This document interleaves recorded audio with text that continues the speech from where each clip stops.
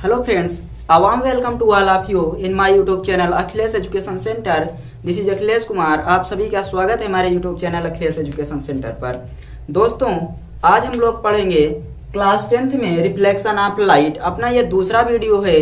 पहले वीडियो में हम लोगों ने लाइट के बारे में सीखा था, विस्तृत चर्चा किए थे। आज हम लोग उसी को आगे बढ़ाते हुए पढ़ेंगे रिफ्लेक्शन ऑफ लाइट, यानी कि प्रकाश का परावर्तन। इसके बारे में हम लोग देखेंगे कि प्रकाश का परावर्तन क्या होता है, परावर्तन का नियम क्या होता है, इन सब पर विस्तृत चर्चा होगी। तो चलिए हम लोग बिना किसी देरी के अपने वीडियो को स्टार्ट करते हैं और देखते हैं कि प्रकाश का परावर्तन क्या होता है। आप लोग समझने की कोशिश कीजिएगा। चलिए हम लोग यहाँ पर स्टार्ट करते हैं। तो चलिए हम लोग अब स्टार्ट करते हैं और देखते हैं रिफ्लेक्शन ऑफ लाइट क्या होता है, उसको एक फिगर के माध्यम से। देखिए, हमारे पास एक M1 M2 पृष्ठ है, जिसके दूसरे तरफ हमने एक लाल रंग के आयरन ऑक्साइड से पेंट कर दिया है, जिसकी वजह से पहला तल चमकदार बन जा रहा है। अब हम लोग क्या करते हैं, यहां से एक प्रकाश किरण भेजते हैं।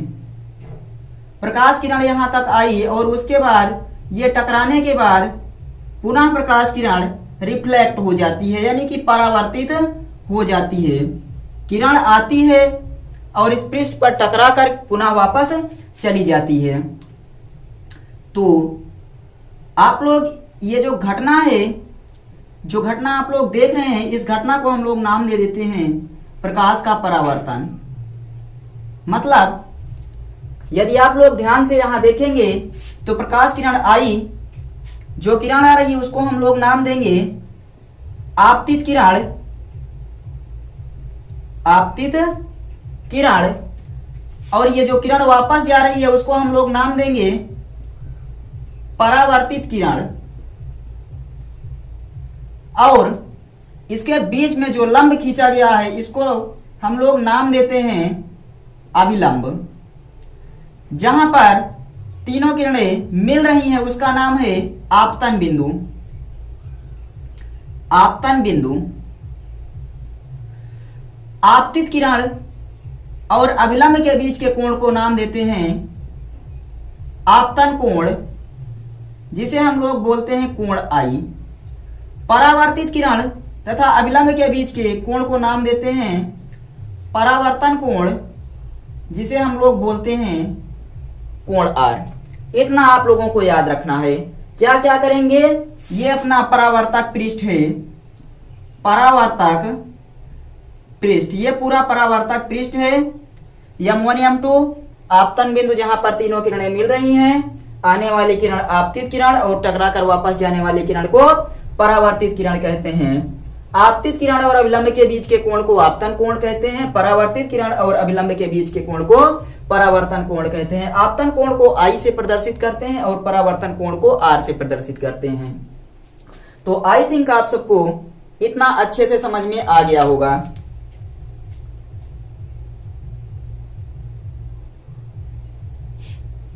इसको आप लोग नोट कर लीजिएगा। तो आई थिंक आप लोग इसको नोट कर लिए होंगे और इसे समझ चुके होंगे कि क्या होता है आपतित किरण, परावर्तित किरण, आपतन कोण, परावर्तन कोण, अभिलंब और आपतन बिंदु तथा परावर्तक पृष्ठ। अब हम लोग यहां से देखेंगे परावर्तन के नियमों पर चर्चा होगी। और परावर्तन का नियम जो है, प्रकाश का परावर्तन हम लोग किसे कहते हैं, तो जब प्रकाश एक समान माध्यम से चलकर किसी चिकने अथवा पॉलिशदार सतह से टकराता है।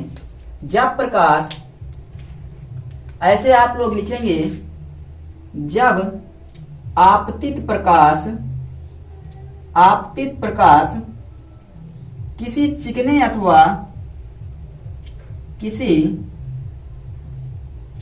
अथवा पॉलिशदार सतह से टकराता है। पॉलिशदार सतह से टकराता है और टकराकर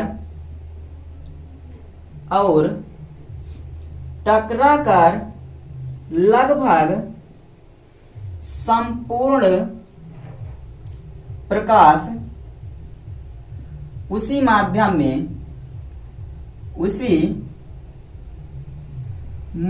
में परावर्तित हो जाता है, उसी माध्यम में परावर्तित हो जाता है।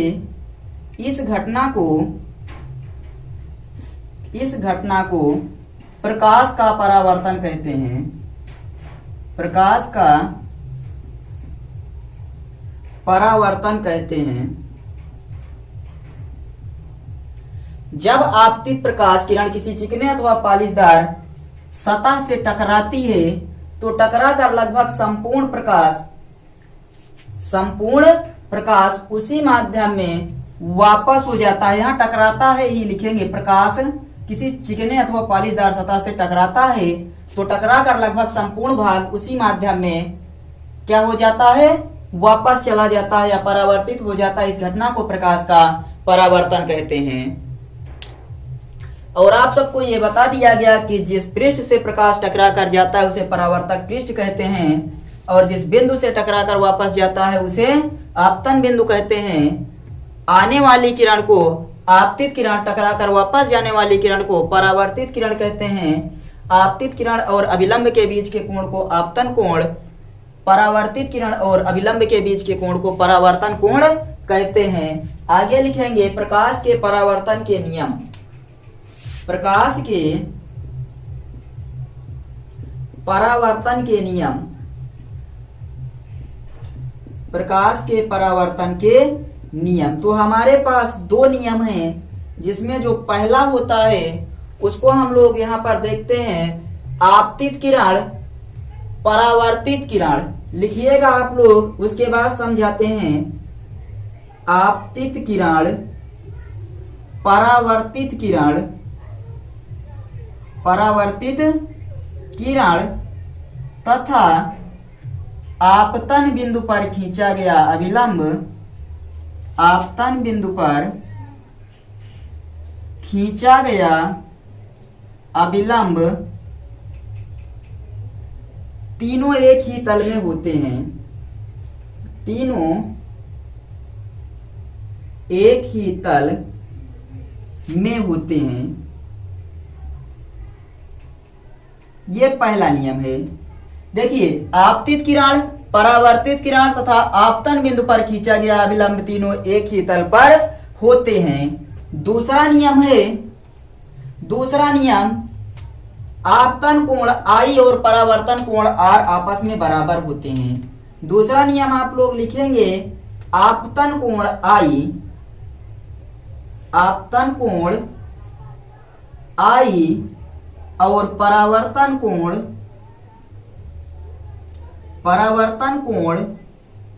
R आपस में बराबर होते हैं। आपस में बराबर होते हैं। ये दो नियम है प्रकाश के परावर्तन के। आप लोग इसको अच्छे ढंग से देख लीजिए। सिर्फ यही दो नियम हैं और प्रकाश के परावर्तन की परिभाषा है, आपतित प्रकाश किसी चिकने अथवा पॉलिशदार सतह से टकराता है और टकराकर लगभग संपूर्ण भाग उसी माध्यम में वापस लौट जाता है या परावर्तित हो जाता है। इस घटना को प्रकाश का परावर्तन कहते हैं। प्रकाश के परावर्तन के दो नियम हैं, आपतित किरण, परावर्तित किरण तथा आपतन बिंदु। आपतित किरण, परावर्तित किरण तथा आपतन बिंदु पर खींचा गया अभिलंब तीनों एक ही तल में होते हैं और आपतन कोण I बराबर परावर्तन कोण R, यानी कि आपतन कोण और परावर्तन कोण आपस में बराबर होते हैं। कोण I = कोण R।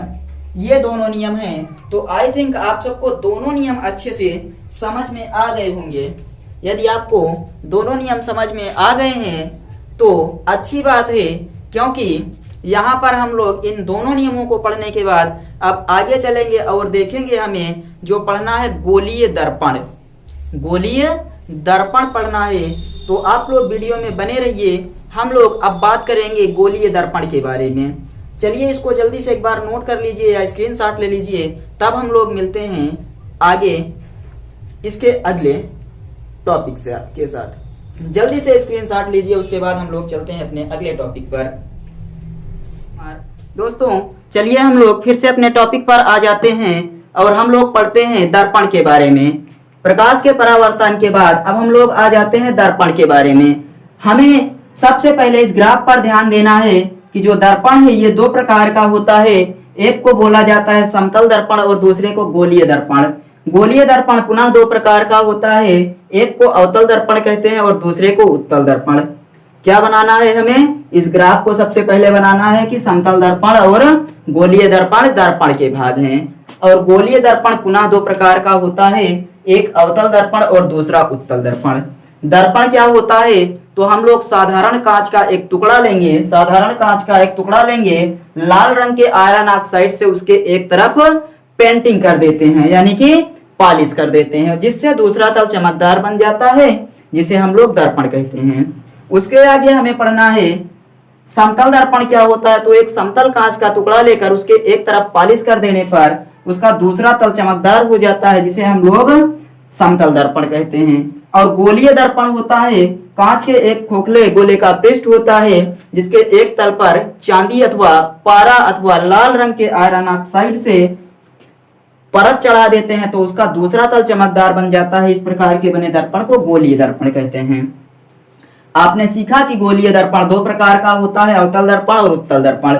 यदि गोलीय खंड पर पॉलिश इस प्रकार की जाए कि प्रकाश का परावर्तन दर्पण के अवतल भाग से हो अथवा धंसे हुए भाग से हो, तो अवतल दर्पण कहलाएगा। और यदि गोलीय खंड पर पॉलिश इस प्रकार की जाए कि प्रकाश का परावर्तन दर्पण के उथले भाग से हो या उठे हुए भाग से हो या फिर उत्तल भाग से हो, तब हम लोग उसे उत्तल दर्पण कहते हैं। आप लोग नोट कर लीजिए इसको और स्क्रीनशॉट ले लीजिए। तब हम लोग चलते हैं और देखते हैं दर्पण से संबंधित कुछ परिभाषाएं, दर्पण से संबंधित कुछ महत्वपूर्ण परिभाषाएं। लेकिन उसके पहले आप लोग इसको नोट कर लीजिए और स्क्रीनशॉट ले लीजिए, तब हम लोग आगे बढ़ते हैं और देखते हैं कि जो दर्पण है इससे संबंधित कुछ जो परिभाषाएं हमें पढ़ना है वो कौन कौन सी परिभाषाएं हैं और हमें किस प्रकार पढ़ना है। तो जल्दी से इसका स्क्रीनशॉट लीजिए। आई थिंक आपको ये समझ में आया होगा कि किस प्रकार से हमने दर्पण को विभाजित किया और इनके पार्ट्स के बारे में, इनकी परिभाषाओं को देखा। अब आप लोग नोट कीजिए और स्क्रीनशॉट लीजिए, तब हम लोग चलते हैं और आगे देखते हैं कि ये जो दर्पण है इससे संबंधित कुछ परिभाषाएं।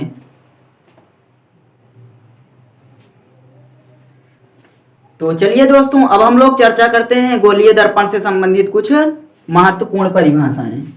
गोलीय दर्पण से संबंधित कुछ महत्वपूर्ण परिभाषाएं। आप लोग एक एक चीज पर ध्यान दीजिएगा, चित्र सहित समझाएंगे आपको और आसानी से समझ में आ जाएगा। हम लोग इधर बनाएंगे फिगर और इधर लिखेंगे परिभाषा। आप लोग जानते हैं गोलीय दर्पण है, ये गोलीय दर्पण है और आपको यहाँ ध्यान देना है।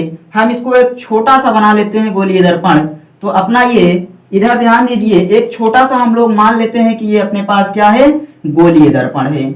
और गोलीय दर्पण जब हमने मान लिया तो इसमें सबसे पहले जो हमें जानना है वो है दर्पण का मुख्य अक्ष। दर्पण का मुख्य अक्ष M1 और M2 ये लिखा गया है। तो सबसे पहले मान लीजिए हम जान लेते हैं दर्पण का ध्रुव क्या है। दर्पण का ध्रुव क्या है, इसको हम लोग लिखते हैं। ध्रुव किसे कहते हैं? दर्पण का ध्रुव।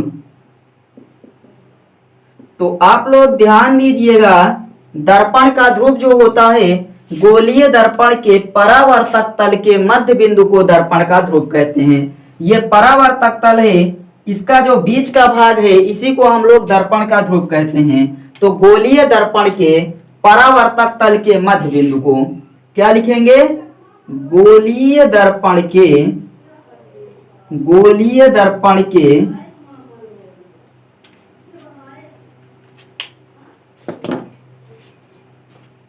गोलीय दर्पण के परावर्तक तल के मध्य बिंदु को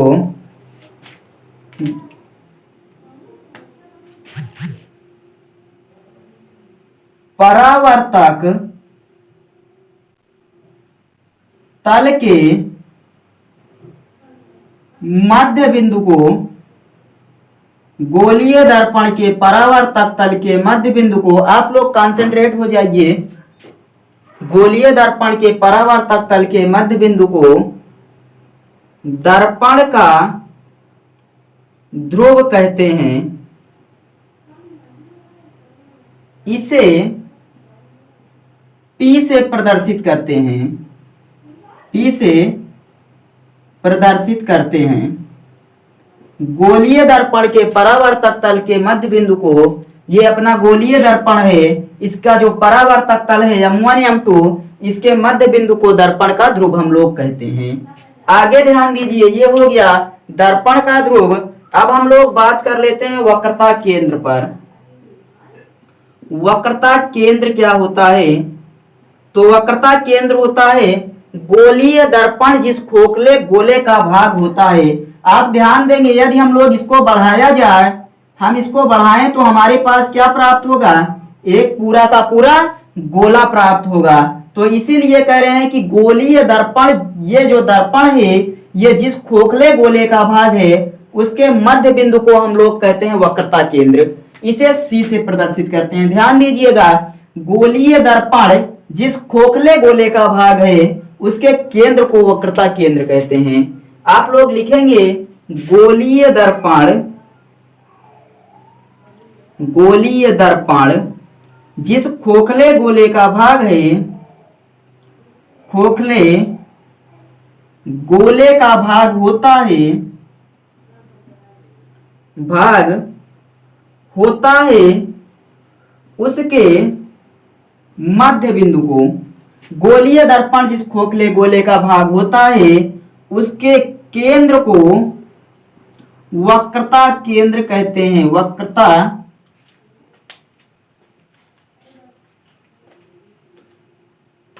वक्रता केंद्र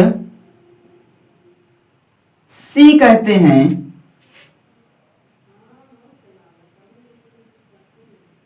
वक्रता केंद्र C कहते हैं।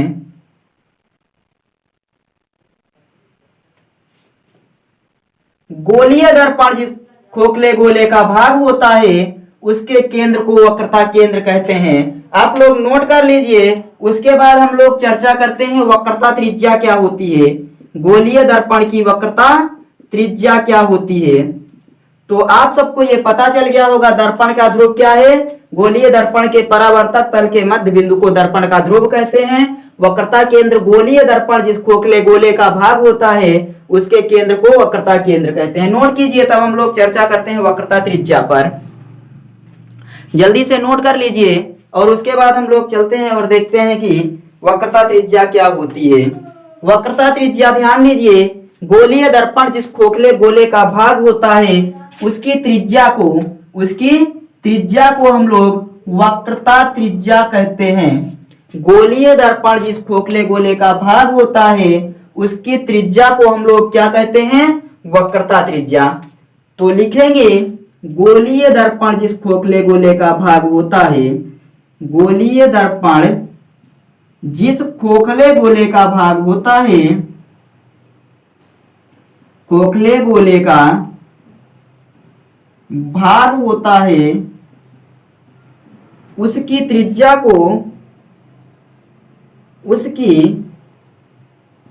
त्रिज्या को वक्रता त्रिज्या कहते हैं। वक्रता त्रिज्या R कहते हैं।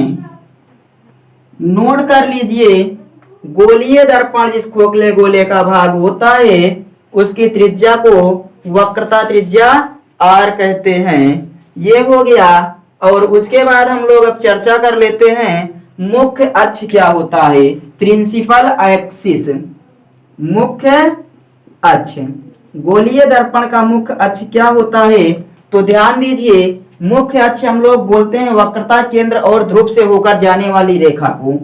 वक्रता केंद्र और ध्रुव से होकर जाने वाली रेखा को हम लोग क्या कहते हैं? मुख्य अक्ष कहते हैं।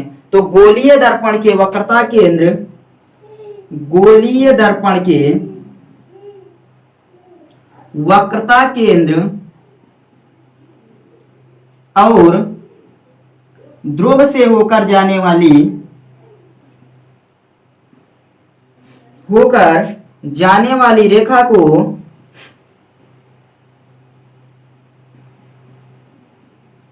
मुख्य अक्ष कहते हैं, प्रिंसिपल एक्सिस कहते हैं। नोट कर लीजिए जल्दी से। आप लोग समझ गए होंगे कि वक्रता केंद्र और मुख्य अक्ष से होकर यानी कि ध्रुव से होकर जाने वाली रेखा को हम लोग मुख्य अक्ष कहते हैं। आपको दिखाई दे रहा है मुख्य अक्ष, और ये क्या है, दर्पण का ध्रुव है। दर्पण जो परावर्तक तल का मध्य बिंदु होता है, गोलीय दर्पण जिस खोखले गोले का भाग होता है उसके केंद्र को वक्रता केंद्र और उसकी त्रिज्या को वक्रता त्रिज्या कहते हैं। जल्दी से इसको नोट कीजिए, उसके बाद हम लोग चलते हैं और आगे देखते हैं। तो आई थिंक आप सबको इतना अच्छे से दिख रहा होगा, इसको नोट कर लीजिए या फिर स्क्रीनशॉट ले लीजिए। तो हम चलते हैं और अब आगे देखते हैं मुख्य फोकस अथवा फोकस क्या होता है। मुख्य फोकस अथवा फोकस, यहाँ पर हम लोग चलिए चर्चा कर लेते हैं कि मुख्य फोकस अथवा फोकस क्या होता है। हम लोग यहाँ चर्चा कर लेते हैं, हेडिंग डालिए मुख्य फोकस। मुख्य फोकस अथवा केवल फोकस, मुख्य फोकस अथवा फोकस, ये क्या होता है? तो आप लोग ध्यान दीजिएगा, मुख्य फोकस अथवा फोकस क्या होता है। देखिए, इसके लिए हम लोग एक फिगर बनाते हैं, इसके लिए एक फिगर बनाते हैं। आई थिंक आपने यहाँ पर नोट कर लिया होगा, तो यहाँ पर हम लोग मिटाकर और उसके बाद फिगर पर चर्चा करते हैं। हमारे पास दो स्थितियां हैं, एक अवतल दर्पण के लिए स्थिति हो सकती है और दूसरा उत्तल दर्पण के लिए। तो अवतल दर्पण के लिए स्थिति यदि हम लोग देखेंगे तो कुछ इस प्रकार से हम लोग क्या कर देते हैं, ये हो गया अपना मुख्य अक्ष, और मुख्य अक्ष के समांतर आने वाली सभी किरणें, मुख्य अक्ष के समांतर आने वाली सभी किरणों के बारे में आप लोगों ने पढ़ा इसके पहले वीडियो में। जिस बिंदु से होकर वो मुख्य अक्ष के समांतर आने वाली सभी किरणें, क्या होता है, ये जो मेन एक्सिस है ये P हो गया, और मुख्य अक्ष के समांतर आने वाली सभी की सभी किरणें, ध्यान दीजिएगा पुनः एक बार, हम लोग क्या करेंगे, ये हो गया अपना दर्पण M1 और M2। मुख्य अक्ष, आप लोग जानते हैं कि मुख्य अक्ष के जो किरणें समांतर आती हैं वो परावर्तन के पश्चात, अवतल दर्पण में परावर्तन के पश्चात जिस बिंदु पर मिलती हैं, सभी किरणें जिस बिंदु पर एक दूसरे को काट रही हैं, वो हो गया मुख्य फोकस। और यही बात यदि हम लोग उत्तल दर्पण के लिए यही बात हम लोग लागू करना चाहें तो ये हो जाता है मुख्य फोकस।